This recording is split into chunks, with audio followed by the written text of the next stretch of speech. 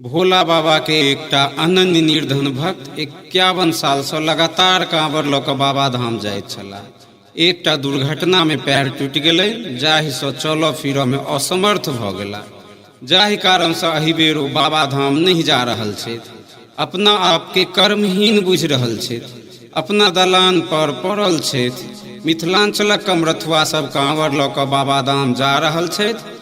ई दृश्य देख कऽ ओ लाचार भक्त बोल बम के जय घोष कऽ रहल छथि आ आँखि से बसोधारा नोर बहि रहल छै। भोले बाबा के नाम से एकटा चिट्ठी लिखवा कऽ सरदार बम के माध्यम से बाबा के चिट्ठी भेज दैत छथिन। चिट्ठी के माध्यम से बाबा के की सब कहि रहल छथिन से हम राजेश ठाकुर अहाँ सबके गाबि कऽ सुना रहल छी।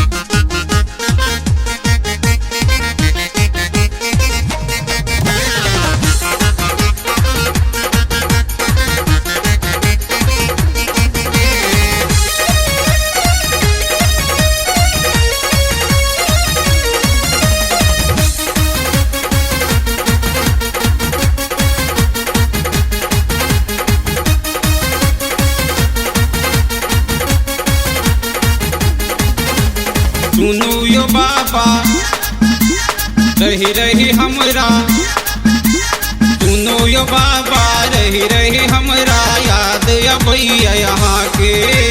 मिथिलांचल के भक्त यो बाबा नाम जपैया यहाँ के।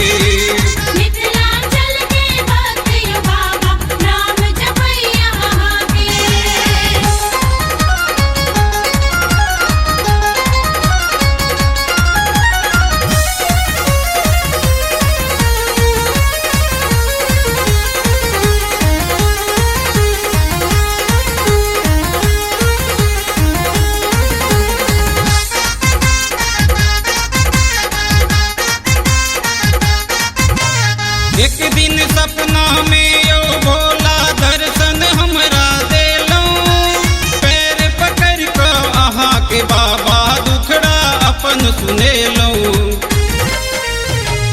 एक दिन सपना में यो भोला दर्शन हमरा देलौं, पैर पकड़ कऽ अहाँ के बाबा दुखड़ा अपन सुनेलौं। राति के सपना हो सपना सत्य भज मानव एहसान यहाँ के। मिथिलांचल के भक्त यो बाबा नाम जपैया यहाँ के।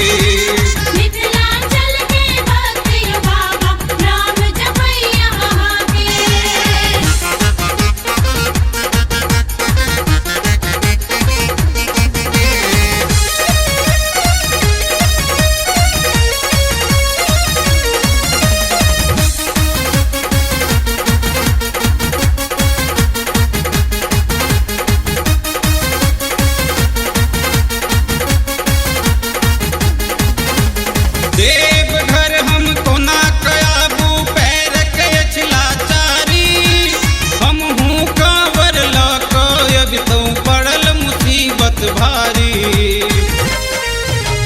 देवघर हम कोना कयाबू पैर के छिलाचारी, हम हूँ कांवर लऽ कऽ अब तो पड़ल मुसीबत भारी।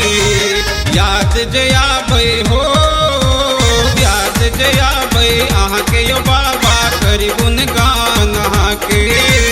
मिथिलांचल के भक्त यो बाबा नाम जपैया यहाँ के।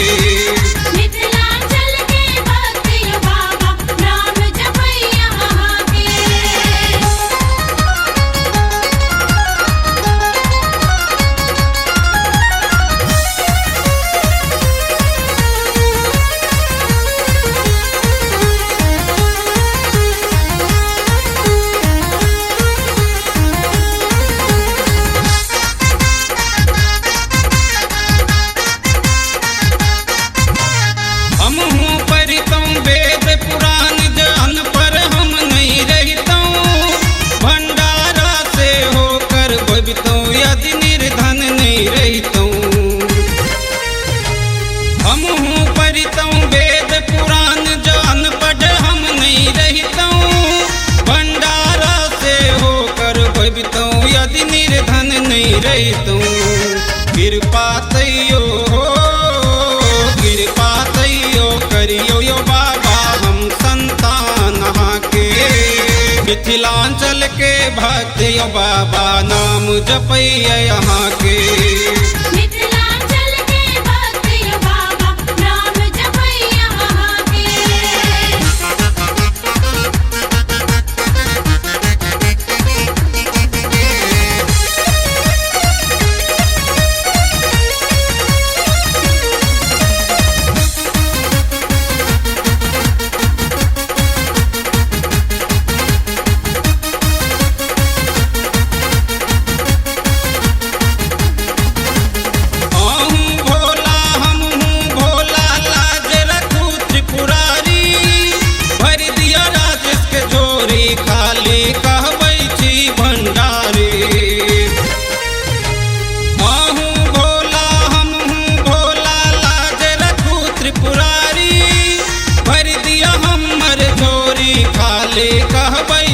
भंडारे रच दिया माया हो रच दिया माया तो दिया काया कर तू सम्मान के मिथिलांचल के भक्त यो बाबा नाम जपैया यहाँ के मिथिलांचल के भक्त यो बाबा नाम जपैया यहाँ के। सुनो यो बाबा रही रही हमरा सुनो यो बाबा रही रही हमरा याद अबैया यहाँ के मिथिलांचल के भक्त यो बाबा नाम जपैया यहाँ के।